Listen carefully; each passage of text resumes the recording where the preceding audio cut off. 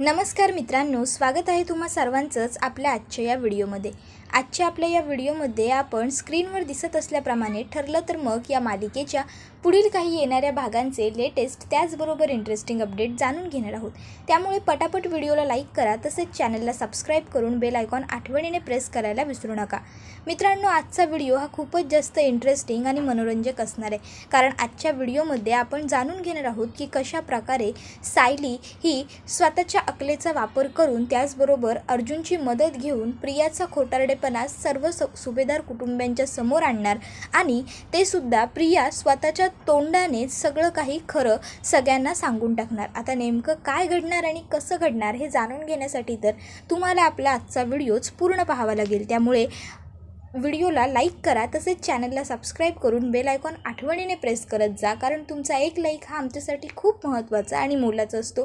त्याच्यामुळेच आम्हाला पुढे आणखीन जास्त उत्तम व्हिडिओ बनवण्यासाठी मोटिवेशन मिळत असतं। त्याचबरोबर चॅनलला सबस्क्राईब करून बेल आयकॉन यासाठी प्रेस करत जा, जेणेकरून तुम्हाला पुढच्या प्रत्येक एपिसोडचं नोटिफिकेशन हे अगदी पटापट मिळत जाईल।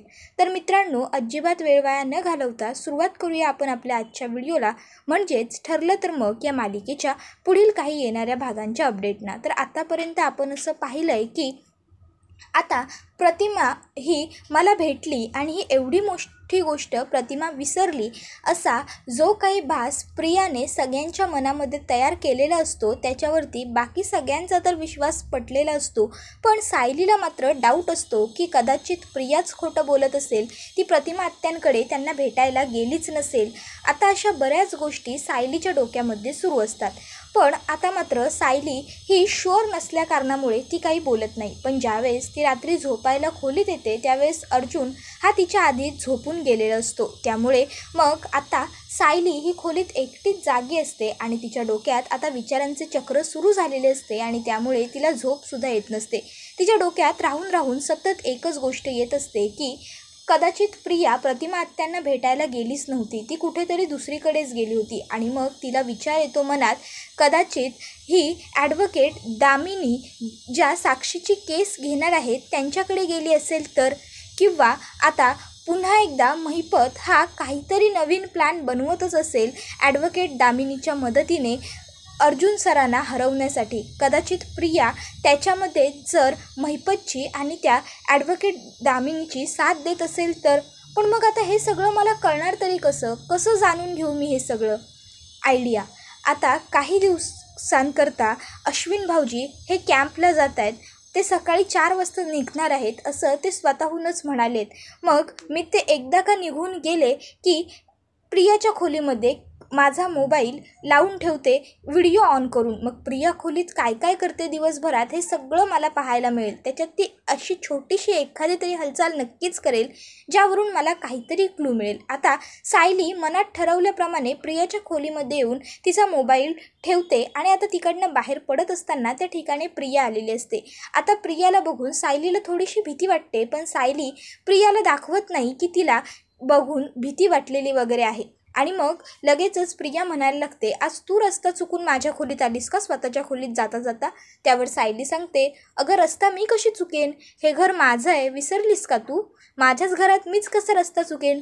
रस्ता वगैरे काही चुकले नव्हते मी, अश्विन भाऊजींना कॉफी द्यावी म्हटलं म्हणून आले होते, जास्त कॉफी बनवली होती। त्याबरोबर लगेचच आता प्रिया म्हणायला लागते, काही गरज नाही आहे माझ्या नवऱ्यासाठी तुला काय करण्याची, माझा नवरा आहे, मी त्याचं काय करायचं ते बघून घेईन। त्यावर सायली तिच्या हातातली रांगोळीची ती बरणी बघून म्हणते, बापरे, रांगोळी काढायला गेली होतीस की काय? त्यावर मात्र आता प्रियाच थोडीशी घाबरते, कारण रांगोळी ती पाडत नसते तर ती दुसऱ्या एका मुलीकडून पाडून घेत असते। ती म्हणते, बाद झाल्या, जास्त चौकशा करू नको, चल निघ इकडनं। मग सायली गपचूप तिकडनं निघते, कारण तिलासुद्धा प्रियाबरोबर जास्त वाद घालायचा नसतो, कारण तिलासुद्धा भीती असते की जर मी पकडले गेले मग। त्यानंतर आता प्रिया खोलीत येऊन विचार करते की ही सायली अशी उगाच तर माझ्या खोलीत येणार नाही, नक्कीच हे काहीतरी शोधण्यासाठी माझ्या खोलीत आली असेल। पण मरू देत ना, मला काय करायचं आहे, तसंसुद्धा मी खोलीमध्ये अशा कोणत्याच वस्तू ठेवलेल्या नाही आहेत ज्यामुळे तिला माझ्यावरती संशय येईल। इतक्यात आता प्रियाच्या फोनवरती नागराजचा फोन आलेला असतो।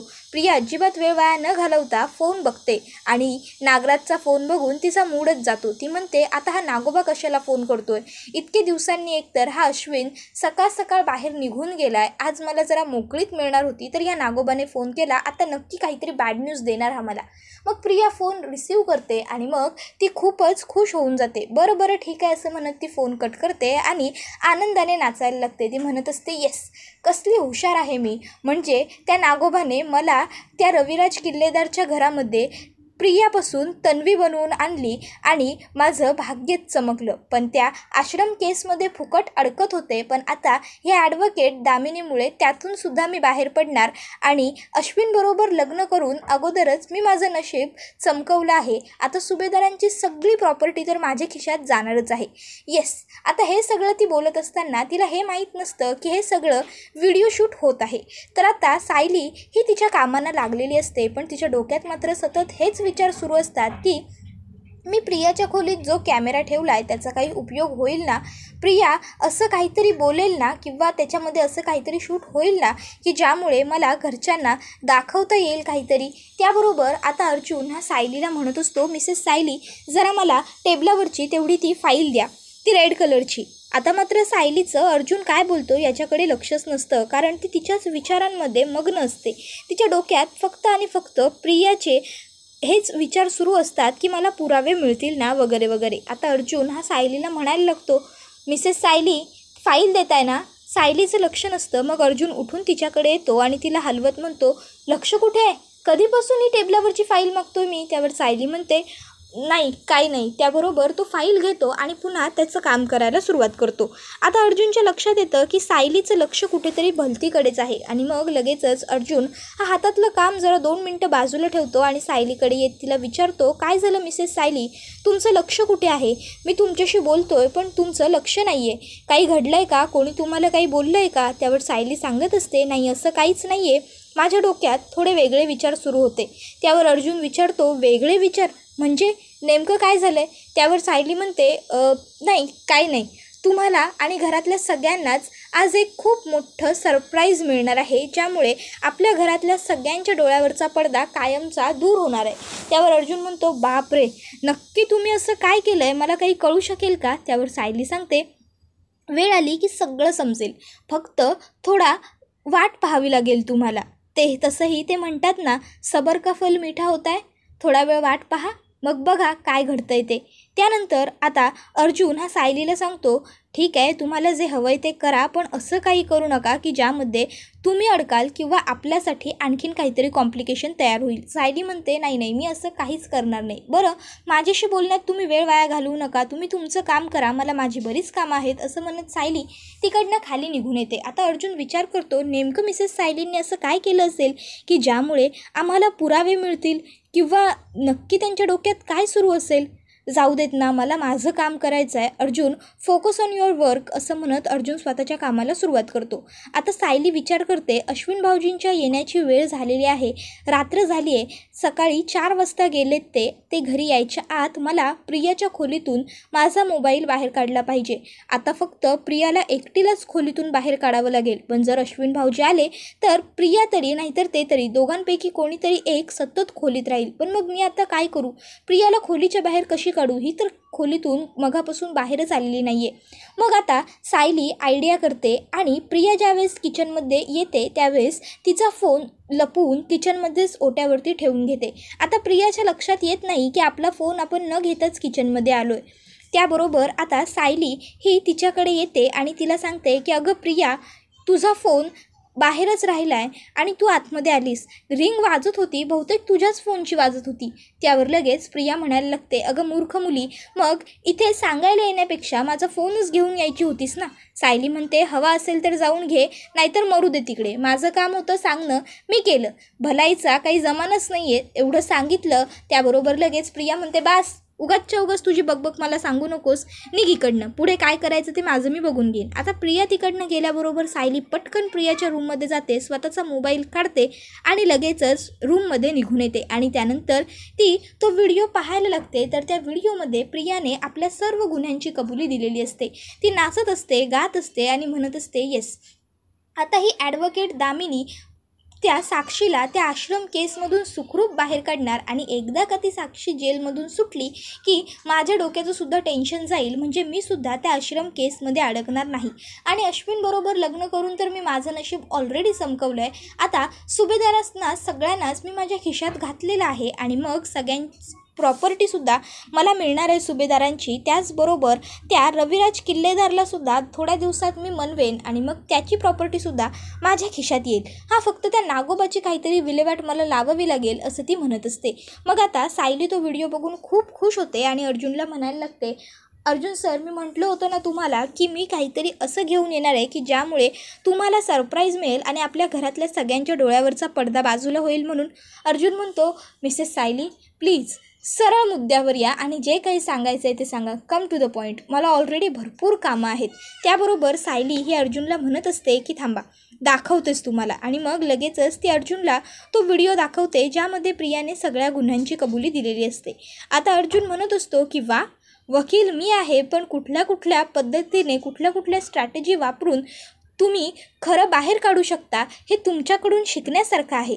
पण मिसेस सायली, आपल्याला एवढंच करून चालणार नाही. असं काहीतरी करायला हवं की प्रियाने स्वतःचे सगळे गुन्हे घरातल्या सगळ्यांसमोर स्वतःच्या तोंडाने कबूल केले पाहिजे. त्यावर सायली म्हणत असते, त्याच्यासाठी सुद्धा उत्तम आयडिया आहे माझ्याकडे, तुम्ही त्याचीसुद्धा काही काळजी करूच नका, बघा मी काय करते ते.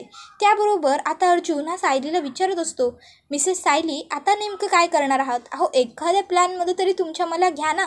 त्यावर सायली म्हणत असते, नाही नको, तुम्ही तुमच्या कामावरती फोकस करा, मी माझ्या कामावरती. तुम्ही त्या ॲडव्होकेट दामिनीला हरवा आणि मधुभाऊंना सोडवा, मी प्रियाला हरवून आपल्या फॅमिलीला सोडवते. त्याबरोबर आता सायली आणि अर्जुन दोघंजण हसतात आणि ठरलं तर मग असं म्हणतात. त्यानंतर आता सायली ही तिचं काम करण्यासाठी खाली किचनमध्ये आलेली असते, पण तिच्या डोक्यात विचार सुरू असतात की आपल्याला काय करता येईल, कशाप्रकारे आपल्याला प्रियाला अडकवता येईल, कशाप्रकारे ती सगळ्यांच्या समोर स्वतःच्या तोंडाने खरं कबूल करेल.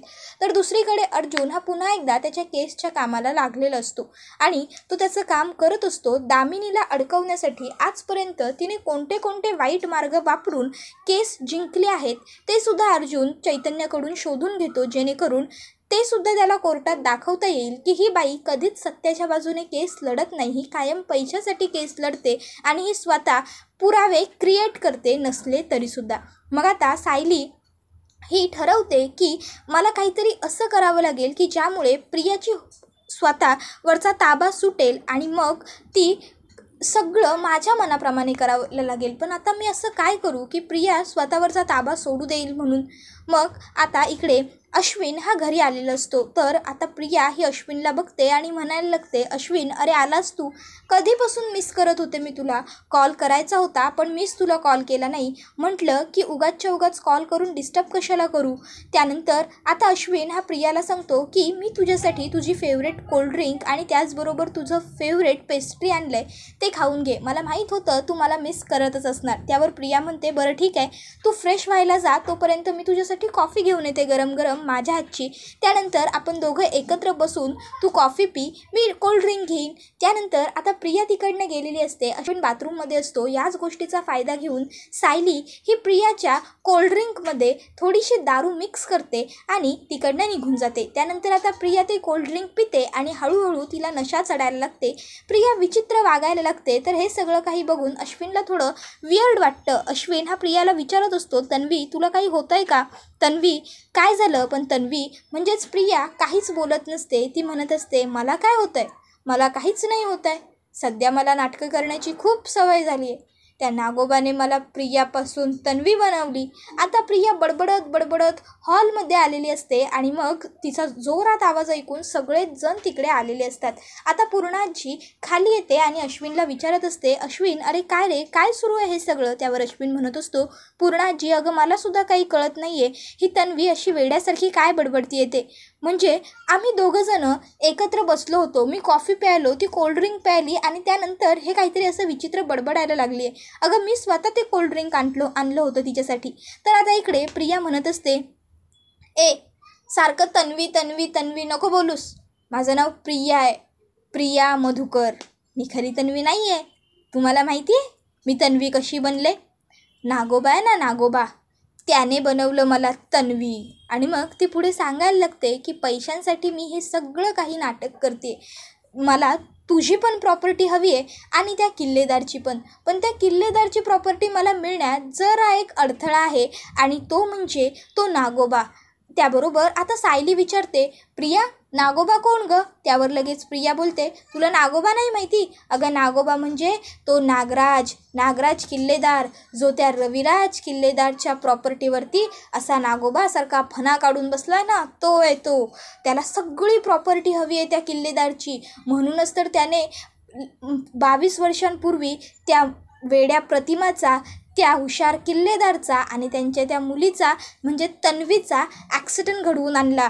पण त्याच्यामधून बरोबर ती प्रतिमा आणि ती तन्वी वाचली आणि त्यामुळेच त्या नागोबाला आता हा सगळा प्लॅन करावा लागला. म्हणून तर त्याने मला खोटी तन्वी म्हणून आणलं आहे, जेणेकरून आता तो किल्लेदार त्याची सगळी प्रॉपर्टी माझ्या नावावर करून देईल आणि मग नंतर मी ती सगळी प्रॉपर्टी त्या नागोबाच्या नावावर करून देईल. पण मी वेडी थोडीच आहे की एवढी सगळी प्रॉपर्टी त्या नागोबाच्या नावावर करून देऊ. मी असं काहीच करणार नाही आहे. आता सगळं प्रियाने स्वतःच्या तोंडाने खरं ओकलेलं असतं सर्वांच्या समोर. मग आता सायली खूप जास्त खुश झालेली असते, अर्जुनसुद्धा खुश झालेला असतो. तर सायली सगळ्यांना म्हणत असते, आता तरी कळलं तुम्हा सगळ्यांना खरं, प्रिया ही या घरची सून होण्याच्या लायक तर नाहीच आहे, पण अश्विन भाऊजी तुमची बायको होण्याच्या लायकसुद्धा नाही आहे. तर आता मात्र इकडे अश्विनच्या डोळ्यावरची खूप मोठी पट्टी उघडलेली असते. प्रियाबद्दल त्याला जी काही सहानुभूती वाटत असते, सिंपती वाटत असते, ती सगळी आता त्याच्या रागामध्ये रूपांतर झालेली असते. तर प्रिया म्हणत असते, असं रोज खोटं चांगलं वागून मला खूप कंटाळा आला आहे. मी नाही आहे अशी, मला ना असं बिंदास राहायला आवडतं. आणि तू म्हातारे, तुला माझ्या हातचा शिरा खायचा होता? अगं किती कामाला लावतेस तू मला, आणि तरीसुद्धा सतत वैताग येऊन पण मला चेहऱ्यावरती खोटं हसू ठेवून तुझ्याशी रोज गोड बोलावं लागतं. त्याबरोबर सायली म्हणत असते, प्रिया काय बोलतेस तू? त्यावर प्रिया म्हणत असते, बरोबर बोलतीये मी. आणि तू ग कल्पना मामी, अगं किती सतावतेस तू मला. सारखं त्या सायलीकडून जसं कामं करून घ्यायचीस तसं माझ्याकडून कामं करून घेत असतेस. नाही येत मला काही स्वयंपाक. आणि तू रे अश्विन, तुझ्याशी तर मला किती खोटं चांगलं बोलावं लागतं रे. तू बेडरूममध्ये असतोस, त्याच्यामुळे मला माझ्या मनासारखं काहीच करता नाही येत.